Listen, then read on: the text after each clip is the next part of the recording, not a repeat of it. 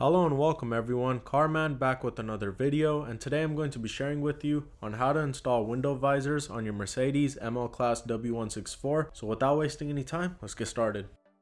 Here's what you get when you buy the visors. You get the 4 visors and the double-sided tape is already pre-installed. The first and the most important step is to make sure your surface is completely clean and dry. And now that it's clean, it's time to install.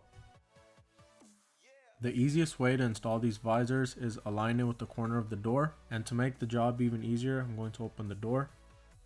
Once the visor is aligned, you're going to apply a firm pressure to make sure the adhesive sticks to the door. So again, just start off from the corner of the door, align it, and once it's aligned, give it a firm push to make sure the visor sticks on correctly.